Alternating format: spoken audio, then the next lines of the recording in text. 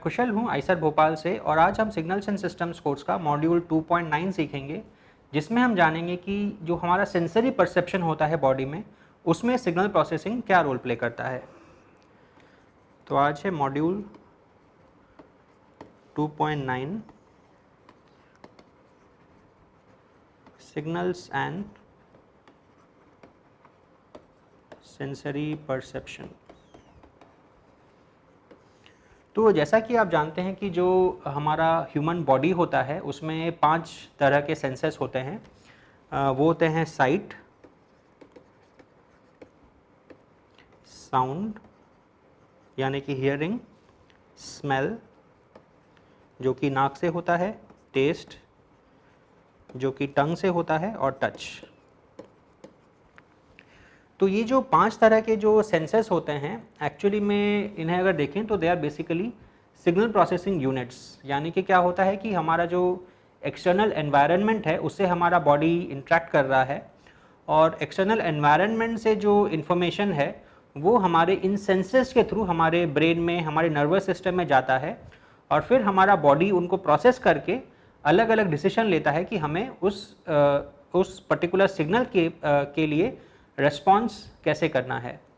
तो अब देखते हैं कि ये जो अलग अलग 5 तरह के सेंसेस हैं ये काम किस तरीके से करते हैं, या फिर इनमें जो सिग्नल प्रोसेसिंग का जो एस्पेक्ट है उसमें क्या डिफरेंसेस हैं।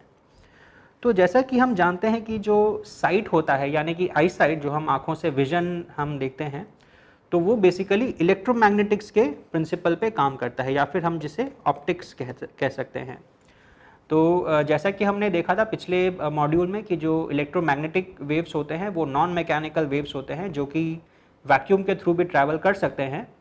तो ये जो इलेक्ट्रोमैग्नेटिक वेव्स होते हैं ये जब हमारे आइज़ पे पड़ते हैं तो आइज़ में फिर कुछ रिसेप्टर्स होते हैं जो इन्हें इलेक्ट्रिक सिग्नल्स में कन्वर्ट करके हमारे न्यूरॉन्स के थ्रू ब्रेन में भेजते हैं और ब्रेन में फिर इनकी प्रोसेसिंग होती है जिससे हमें वो इमेज दिखता है।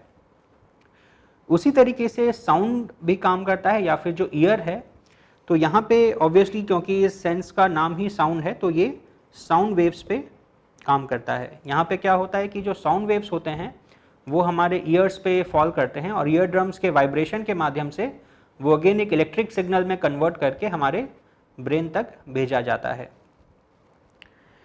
तो जो हमारे साइट और साउंड है ये ऑप्टिक्स और साउंड के माध्यम से काम करते हैं, और जो स्मेल, टेस्ट और टच है ये इन तीनों से थोड़ा सा अलग होता है।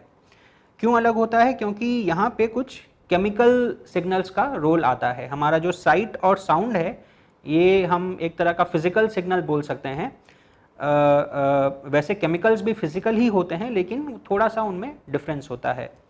तो जो स्मेल कैसे काम करता है कि जो हमारा जो नोज़ है, नोज़ में कुछ न्यूरल रिसेप्टर्स होते हैं।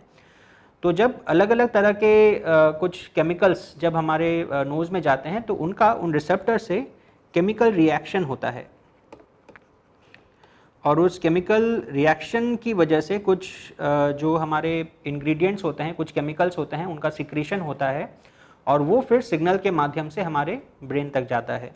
उसी तरीके से टेस्ट जो होता है वो भी एक तरह का केमिकल रिएक्शन होता है, क्योंकि हमारे हम जो खाते हैं फूड, उसमें भी अलग अलग तरह के केमिकल्स होते हैं जो हमारे टेस्ट बड्स के साथ में अलग अलग तरीके से रिएक्ट करते हैं और फिर वो एक केमिकल और इलेक्ट्रिकल सिग्नल के माध्यम से न्यूरॉन्स के थ्रू अगेन ब्रेन तक जाते हैं।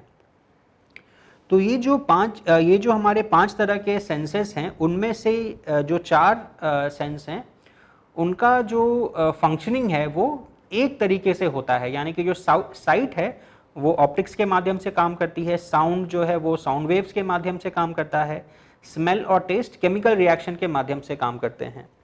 लेकिन जो टच है ये थोड़ा सा अलग है, क्योंकि यहाँ पे सिर्फ एक नहीं बल्कि कई अलग अलग तरह के सेंसरी रिसेप्टर्स होते हैं जो कि अलग अलग तरह के सिग्नल्स को कैच करते हैं। तो टच, जैसा कि आप जानते हैं, ये प्रेशर रिसेप्टर भी होता है, क्योंकि आपके हाथ में अगर कोई प्रेशर दे तो आपको इस चीज़ का सेंस होता है। तो ये है प्रेशर सिग्नल जो कि आपके स्किन के माध्यम से अगेन आपके ब्रेन तक जा रहा है। इसके अलावा यहाँ पे टेम्परेचर रिसेप्टर भी होता है।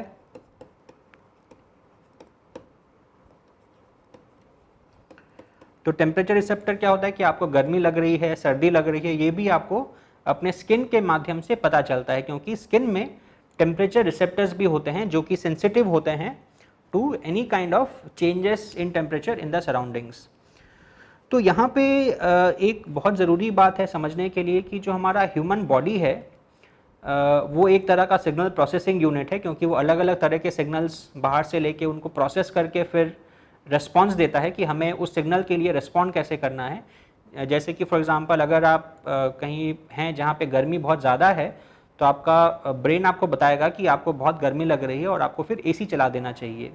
उसी तरीके से अगर आपको कहीं पे बहुत ज़्यादा प्रेशर है, किसी ने आपके हाथ को बहुत ज़्यादा अगर दबा दिया है, तो अगेन आपका ब्रेन बोलेगा कि ये सही नहीं है और आपको अपना हाथ वहाँ से रिलीज़ कर लेना चाहिए। तो इस पर्सपेक्टिव से हम अगर देखें तो the human body is also a signal processing unit.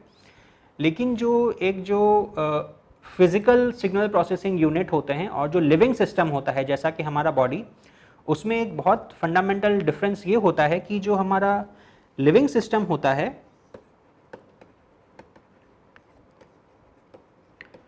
वो इवोल्यूशनरी सिग्नल प्रोसेसिंग करता है।